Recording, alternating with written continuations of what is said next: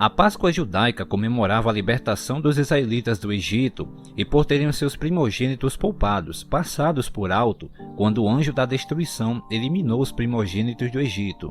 A Bíblia não menciona nada sobre um coelho que entregava ovos às crianças no dia da ressurreição de Cristo, muito menos incentiva a celebração da ressurreição de Jesus. Então, como o coelhinho da Páscoa se tornou símbolo de um dos feriados mais importantes do cristianismo? Uma teoria é a do significado do coelho da Páscoa derivar de uma antiga tradição pagã que ocorria antes mesmo do cristianismo, sempre no mês de março. Acredita-se ter iniciado durante a celebração do festival de Eostre ou Ostara. O nome Ostara está relacionado com a deusa da fertilidade, amor e do renascimento da mitologia anglo-saxã, da mitologia nórdica e mitologia germânica. O símbolo dessa deusa era justamente o coelho. Esse animal há muito tempo está associado à fertilidade, por causa de sua grande capacidade de procriar. De seus cultos pagãos se originou o termo em inglês Easter e Oster em alemão, que foi absorvida e misturada pelas comemorações cristãs. Os antigos povos nórdicos comemoravam o festival de Eostre no dia 30 de março. Eostre ou Ostera no alemão mais antigo significa a deusa da aurora. Mas é importante perceber que a origem da Páscoa não pode ser vista pelo nome no inglês, mas no original hebraico Pessah, que significa passar por cima. Em muitos idiomas, a palavra Páscoa segue esse mesmo sentido, mas a palavra no inglês e alemão não seguiram esse sentido original. Portanto, é importante saber essa diferença entre a Páscoa pagã, a Páscoa judaica e a Páscoa cristã. Outra coisa que eu quero salientar é que o nome da deusa e suas funções tem relação com a deusa grega Eos, deusa do amanhecer. Alguns historiadores dizem que ela é meramente uma das várias formas de Frigg, esposa de Odin. Outros pesquisadores a associam a Astarte, deusa fenícia, e Istar, deusa babilônia, devido às similaridades em seus respectivos festivais da primavera. E por que o coelho da Páscoa põe ovos? Existem algumas lendas que podem explicar isso. Por exemplo, a de que uma mulher pobre coloriu alguns ovos de galinha e os escondeu, para dá-los a seus filhos como presente de Páscoa. Quando as crianças descobriram os ovos, um coelho passou correndo e as crianças interpretaram que o coelho é que havia trazido os ovos.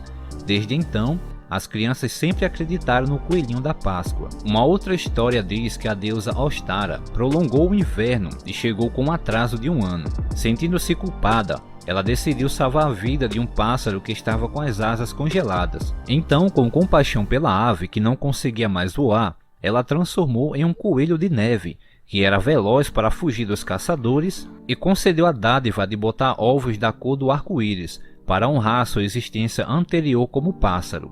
Mas o pássaro agiu com ingratidão e irritou a deusa, e como punição, ela o lançou na constelação de Órion.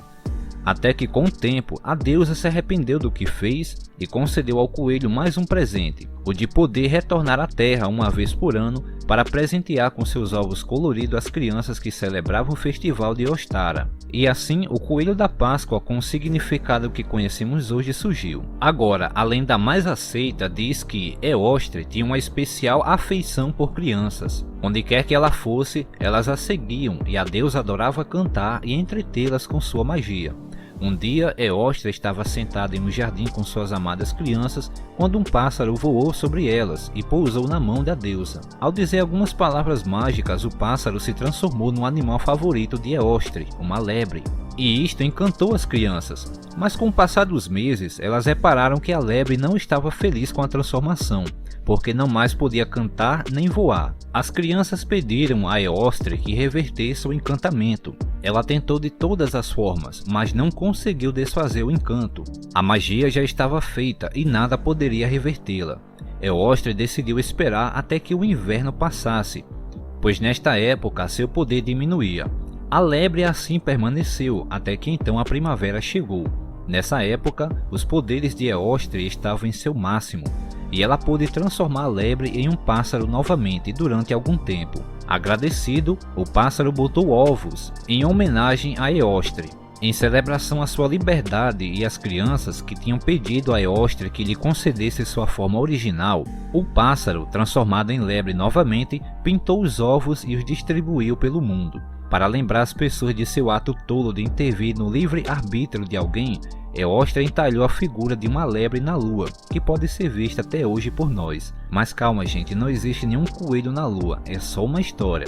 Tudo isso é para fazer uma ligação entre o coelho, os ovos e a Páscoa. Mas por que o coelho e os ovos foram adotados pela cristandade, sabendo que eram símbolos pagãos? Segundo Philip Walter, professor de literatura medieval, explica como esses costumes passaram a fazer parte da celebração da Páscoa.